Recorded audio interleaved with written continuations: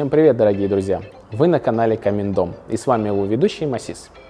Сегодня мы с вами поговорим о притоке воздуха извне и о его предназначении. Часть отопительных устройств имеет небольшой патрубок, который спрятан либо под камином или сзади в нижней части. Через это отверстие воздух поступает в топочную камеру для горения. При желании к этому патрубку можно подключить гофру, которая будет выведена в подвал, в смежное помещение или на улицу.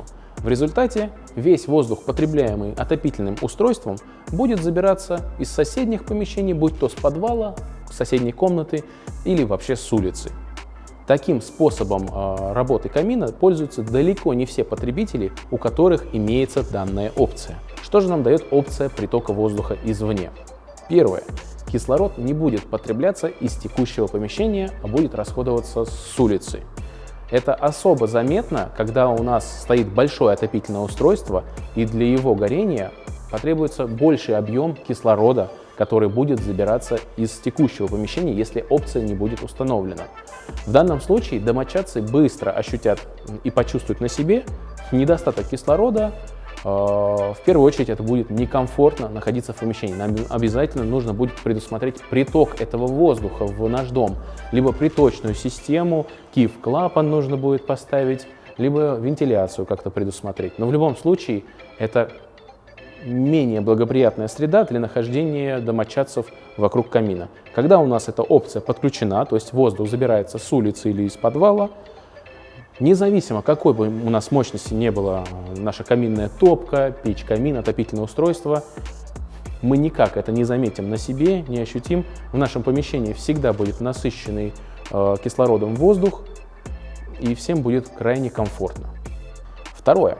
Когда камин потребляет воздух из текущего помещения, со временем в этом помещении может образоваться разрежение воздуха, то есть давление в доме будет ниже, чем во внешней среде. В результате у нас нарушится тяга, а в худшем случае дым повалит обратно в наше помещение и пламя вообще затухнет. Поэтому данная опция в камине позволяет сделать работу отопительного устройства стабильной, а атмосферу в самом доме благоприятной. Специально для этой опции есть дроссельная заслонка с тросом. Она нужна для того, чтобы регулировать приток воздуха, по крайней мере, чтобы у нас не было сквозняков. С помощью этого дросселя мы перекрываем приток, когда не пользуемся камином. Для эффективной работы этой опции нам нужно герметично состыковать и заизолировать все соединения до патрубка.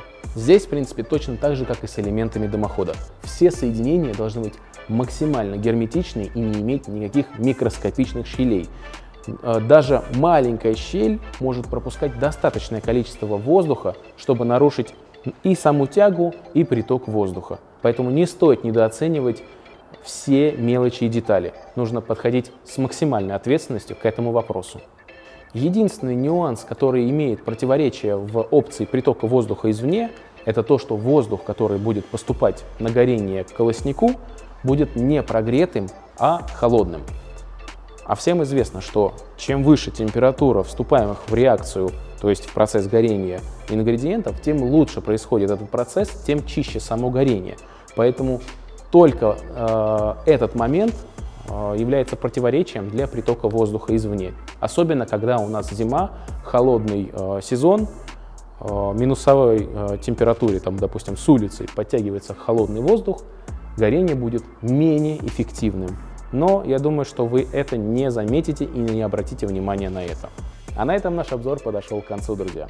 Если у вас остались вопросы, пишите их в комментариях, мы постараемся на них ответить. А также не забывайте подписываться на наш канал, ставить лайки и нажимать на колокольчик. Ну а я с вами прощаюсь. С вами был Масис, канал Камин Дом. Камин Дом. Здесь говорят правду о каминах.